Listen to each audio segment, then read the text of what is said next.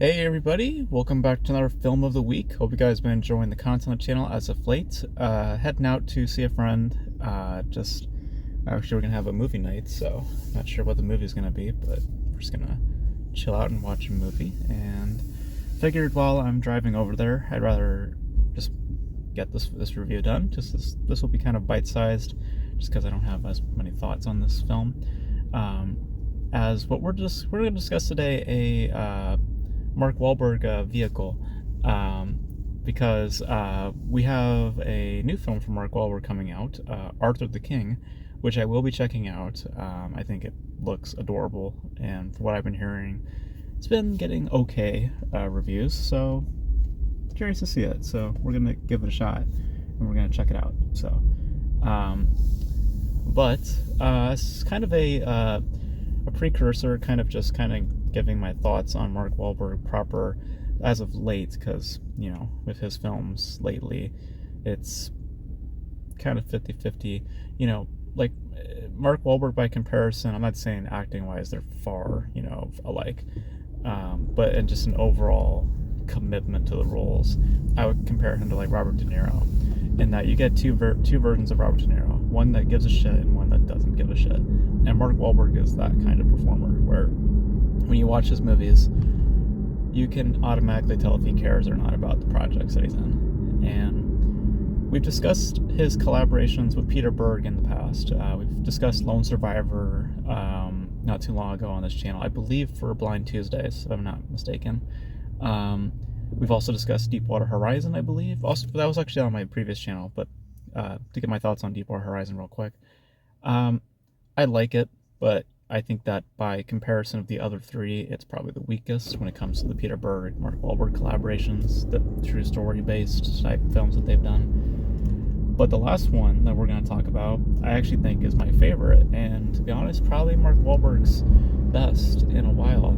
That film being, of course, Patriots Day, which was, I believe, written and directed by Peter Berg, who would do other films that we've mentioned with Mark Wahlberg in the past, Lone Survivor, Deepwater Horizon.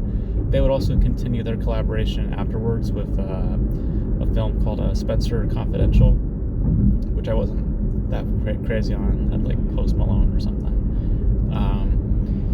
But Patriots Day, being released in 2017, I believe, or 2016, and details the Boston Marathon bombings.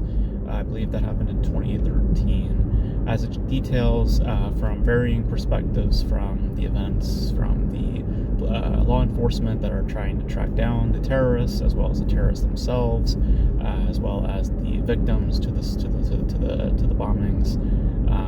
So it chronicles the entire event from before, from the perspective of law enforcement, to those who arrived to the marathon, to the aftermath of the bombing, how it affects the varying parties involved, to the pursuit, to the hunt of the terrorists themselves. And what you get from this is something very investing, tense, and quite involving. Now, there is, within these sort of films, like within all three of these movies, there is a melodramatic representation to its material. I would argue that Patriots Day is the closest to genuine seriousness, because when things start to happen, when the bombing itself actually happens, and seeing how it's choosing to handle its subject matter, you do feel a sense of urgency, a sense of weight, a sense of anxiety that is building, and within that also genuine emotion. There's at one point in the film where I teared up, and it's when Mark Wahlberg's his big speech happens, where he kind of basically explains the whole point of the film, about standing together, holding hands, and trying to fight, the darkness, not allowing the darkness to win, through love, through our bondage, the bridges that we form within love. It's a very tender scene, and to a certain extent, by the presentation of the film, it is at some points rather tender. I think that performance-wise, it's fair. I think Mark Wahlberg honestly does his best here in a while. I'm not crazy on Mark Wahlberg. He's fine. He's not like anything spectacular. He's fine. I like him in some of the comedies that he's done. I liked him in The Other Guys. I don't understand his the love that he got for The Departed. I think he was fine in that. I think it's one of Scorsese's weaker films. I just can't remember much about it. But like I said, you get two different variations of Wahlberg. You get the one that cares and the one that doesn't, and this definitely is a version that cares, and for good reason. This was it's Boston, it's where he grew up, so I can see where he's has more of a personal connection to the source material.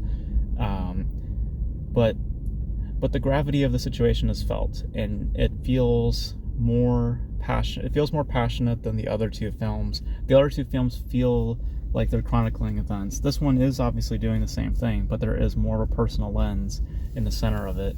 It does feel melodramatic at times, which I do think works against it at some points. But for a large majority of the time, I was interested.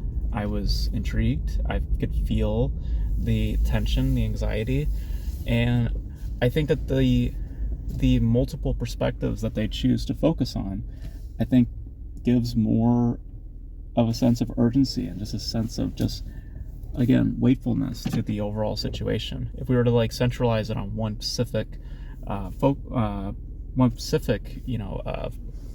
perspective, I feel that it wouldn't impact as much. So for us to have those varying looks at this event, it gives a more humane look to the situation, while also simultaneously developing more of an understanding to the circumstance entirely, and not just to how it impacted law enforcement or how it impacted the civilians, the victims involved, or the terrorists themselves. It just chooses to really orbit around the entire situation, and it feels more passionate than the other two. And that's it's not to say that I didn't like the other two. It's just that I could tell that those two were you could feel more of a collaboration, more of a, hey, this seems like an interesting story, let's film it sort of thing. This is more in the vein of, I want to tell a story because I feel that it's a story that needs to be told, sort of thing.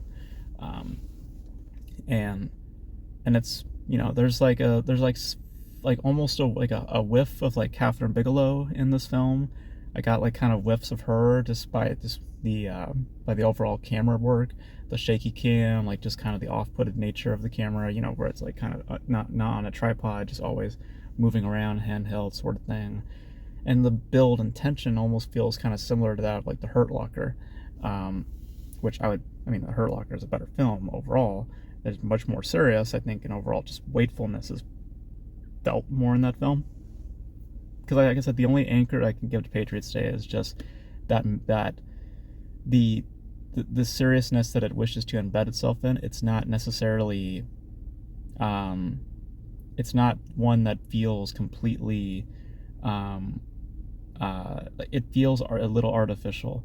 Like I said, it feels a little melodramatic, but what elevates it is the ensemble itself. I think generally speaking, it's good. Mark Wahlberg being in his best in a while. But there's a scene where he breaks down after the bombing happens, and that's pretty good on his part.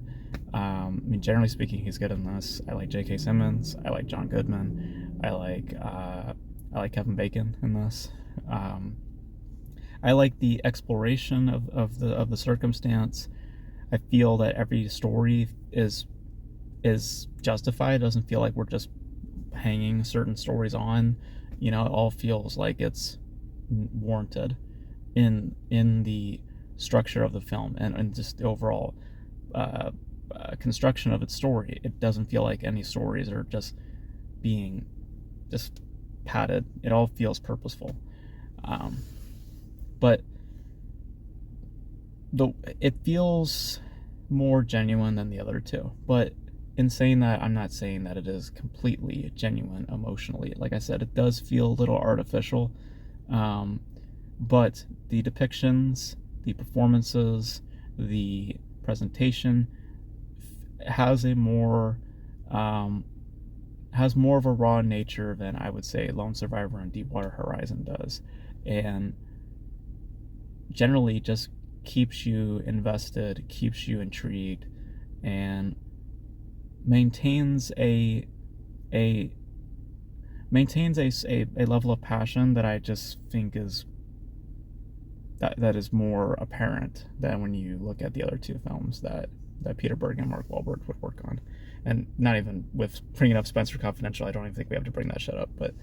Um, but it's a very personal story told in a personal way, and I like that. And I like that it brings all these perspectives in, and it feels warranted.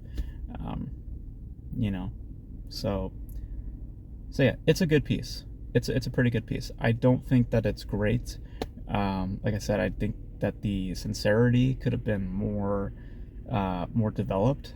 But generally speaking, though, I was very intrigued. I was very invested, and performance-wise, pretty solid from everyone's part. And Mark Wahlberg, generally how he is as a performer, a little surprised by the effort put here. So yeah, so those are my thoughts on Patriots Day. I enjoy it. It's a good piece. It's better than the other two films that they would work on, and of course what they would work on later. They did another film also, I think it was Mile 22, which that was just awful. That was just bad. You want to talk about like just terrible editing? Like that's some of the worst editing I've seen in years. Like holy fucking shit. Um, but Patriots Day is good, solid. So. But those are my thoughts on Patriots Day. You guys know your thoughts on Patriots Day in the comment section below, and your thoughts on just the collaborations that with Peter Berg and Mark Wahlberg. What are your favorites from the batch of those three or beyond that? And your thoughts on Arthur the King, if you have seen it already or if you're curious to see it. Let me know all your thoughts, things Mark Wahlberg, Peter Berg related in the comment section below. And that's going to be it for this video, guys. Thank you guys for tuning in. And until then, I will catch you guys in the next video. Bye.